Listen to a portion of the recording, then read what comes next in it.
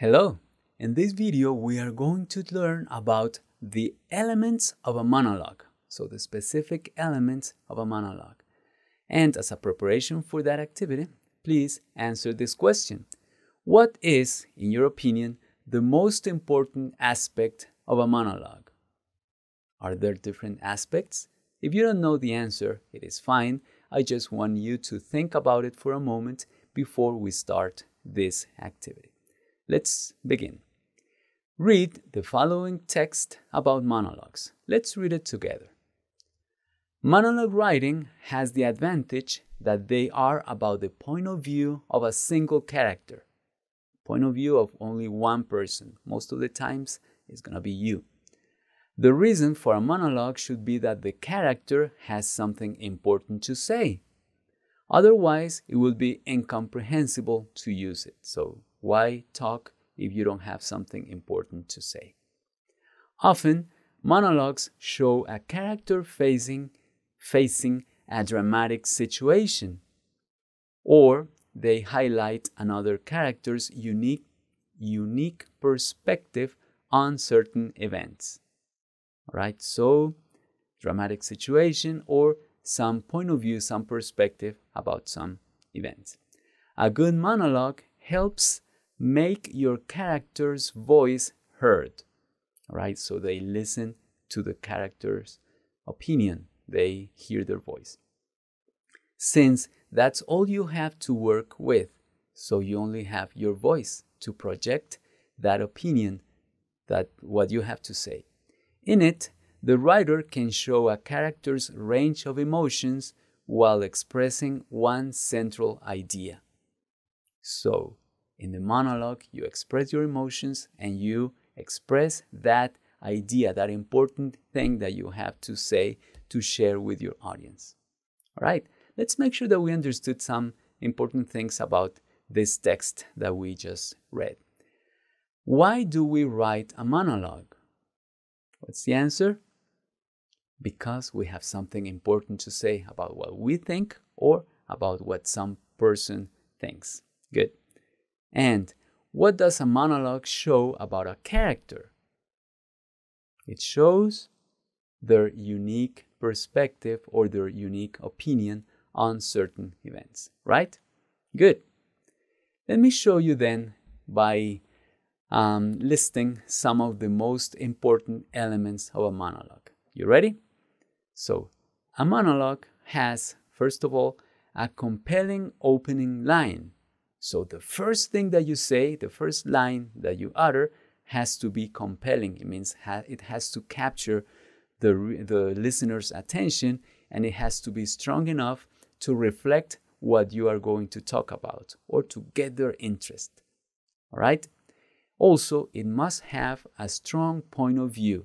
It means that you have something really important to say, and it is something definite, something that is easy to understand when they hear your monologue. It also has some persuasive moves, for example, a storyline or an element of surprise. So it may have some things that will help the person that is listening to you get convinced, become convinced of what you are saying. And for that, you might use some storyline, like a narration of some story. Could be your story or somebody else's. But anyway, there is a sequence of events that you are showing in your monologue. And sometimes you may use surprise. You may surprise the listener at the end so that they can understand what you were trying to say or to convey in your monologue. Okay? And finally, you have a closing line. The closing line is the last thing that you say, and that helps the listener keep thinking about what you just communicated in your monologue. All right? So look at them again. Those are the elements that a monologue should have. So in order for us to understand what they are, I am going to propose this activity. Read the following script of a monologue and identify the elements described above. All right? So I am going to give you a minute to look at it and decide for yourself which is then the first line, if it is compelling enough, if it has a strong point of view, if it has certain persuasive moves, and how the monologue ends. All right? Think about it for a moment, read it on your own, pause my video, please, and we'll see it in a moment together. All right, thank you very much for doing that exercise.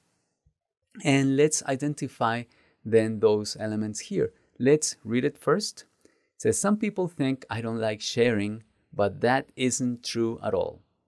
I love sharing. Okay, the person loves sharing. I mean, what's not to love about being able to go up to someone and say, hey, can I have some of that candy? So sharing means like asking people to share with you, all right? And then they give you some. That's sharing. Or, can I ride your bike for a while? And then you get to ride their bike. They are sharing with you. This is funny. Sharing is awesome. Sometimes you have to be careful though. Like if someone comes up to me and says, can I have one of your cookies? So somebody else is asking me to share my cookies. Well, if I gave them a cookie, then I might not have any cookies left to share with other people, and that would be like the opposite of sharing. Well, so I don't give them cookies, I don't share my cookies, because then I cannot share with other people. All right, so I have to say no, because sharing is really important. All right, I hope that you understood the message. There is some sarcasm here, and I like it. It is, okay, this was written by Douglas M. Parker. All right. Let's look at the elements that we needed to identify here. All right. The first element is, does it have a compelling opening line? So the opening line, actually we have to identify it. See where it is. It says, some people think I don't like sharing, but that isn't true at all. All right, so it is negating something that people may think. Some people think I don't like sharing. Oh, people already have an opinion of him. Let's say that it's a him, and it's a he. And then he says, but that is not true at all. So the idea is that throughout the monologue, he is going to prove that he does like sharing. All right. Strong point of view. What is the strong point of view? He shows throughout the monologue that he participates in sharing. Yes, when somebody shares things with him. Yes, so he does participate in sharing. So that's his point of view. It may not be true. It may not be very accurate about what sharing is really about, but that is what he's trying to convey, that he does share other people's stuff. Yes. And what are the persuasive moves, storyline, or surprise? What does he use? He uses irony. Irony because he has some conversation fragments there that show that he is sharing, but other people's things, not his. And he uses surprise. Surprise to say, no, I don't want to share if somebody doesn't, if somebody asks me to share something with them and I don't want to. So that is, but why? Because he likes to share. And that is actually the closing line, because sharing is really important. All right, so there was some humor here, and I think it is a good example of a monologue, and that is giving you ideas for your own monologues, right? So you could use some irony, and you can use some surprise and some humor in your monologues. All right, so right now I am going to pause my video so that you can listen to the pronunciation of the native speaker, and as you listen to him, you are going to pronounce yourself. All right, so listen and practice your pronunciation, please. I'm pausing my video now. Sharing by Douglas M. Parker. Some people think I don't like sharing, but that isn't true at all. I love sharing. I mean, what's not to love about being able to go up to someone and say, "Hey, can I have some of that candy?" And then they give you some. Or, "Can I ride your bike for a while?" And then you get to ride their bike. Sharing is awesome. Sometimes you have to be careful, though. Like if someone comes up to me and says, "Can I have one of your cookies?" Well, if I give them a cookie, then I might not have any cookies left to share with other people. And that would be like the opposite of sharing. So I'd have to say no.